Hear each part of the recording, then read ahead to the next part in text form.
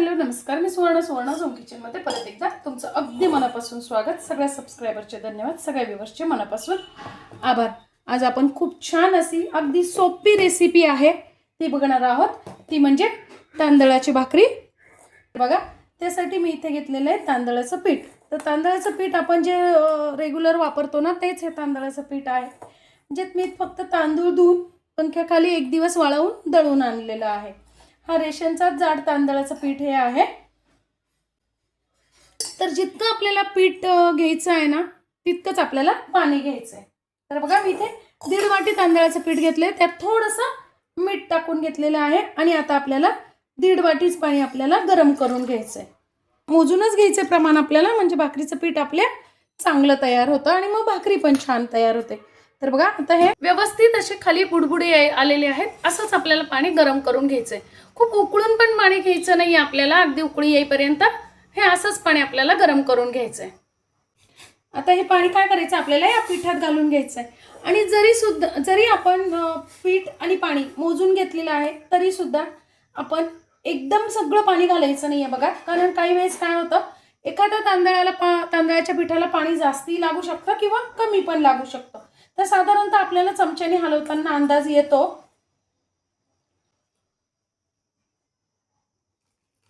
तर बघा, अगदी थोडंसं पाणी मी शिल्लक ठेवलेलं आहे, 2 ते 3 चमचे फक्त. आता हे सगळं आपल्याला छान मिक्स करून घ्यायचंय. 1-1.5 मिनिट आपण हे मिक्स करणं झालं की थोडंसं लगेच ते कोंबट होतं. मग आपल्याला हाताने छान मिक्स करून घ्यायचंय. तर हाताला काय करायचंय, थोडंसं आपल्याला गार पाणी लावून घ्यायचंय. बघा, या पद्धतीने गार पूर्ण होऊ द्या. तुम्हाला जर नसेल होत तर जिथपर्यंत आपल्या हाताला सोसेल ना, असं पीठ गार झालं की आपल्याला छान याचा, आपण जसे पोळ्या करतो ना, तसं कणकेचा गोळा तयार करतो, तसा छान मळून मळून आपल्याला मऊसूत असा कणकेचा गोळा तयार करून घ्यायचा आहे. आता काय करायचंय बघा, आपल्याला असा थोडासा तेलाचा हात घ्यायचा आहे, कारण हे पीठ ना चिकट असतं म्हणून. बघा, किती छान पांढरं स्वच्छ असं, अजिबात आता चिटकत नाहीये, इतकंच सॉफ्ट असं पीठ आपल्याला तयार करून घ्यायचंय, मळून मळून घ्यायचंय. आपण जितकं छान असं हे पीठ मळून घेऊ ना, तितकी भाकरी आपली छान सॉफ्ट तयार होते. तव्याला काय करायचंय, थोडंसं तेल लावून घ्यायचंय आधी, आणि थोडंसं पाणी पण लावून घ्यायचंय. बघा, थोडंसं मी तेल आणि पाणी दोन्ही लावून घेतलेलं आहे तव्याला. थोडंसं मी इथे पीठ घेतलेलं आहे तांदळाचं. तर आपल्याला पीठ छान मळून मळून घ्यायचंय, गोळा आहे.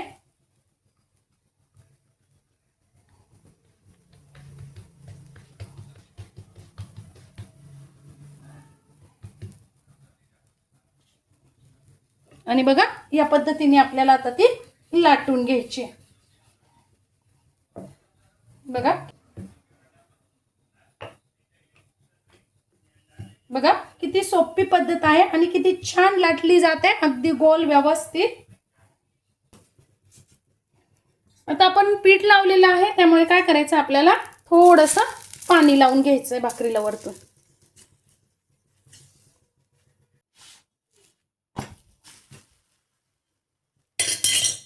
मस्त अशी आपली भाकरी छान फुगते.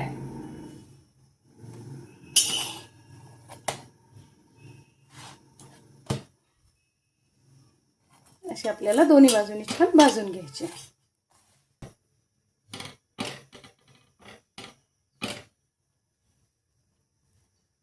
बघा, किती छान मऊसूत अशा आपल्या भाकरी तयार झालेल्या आहेत. अगदी मऊसूत अशी भाकरी आपली तयार होती.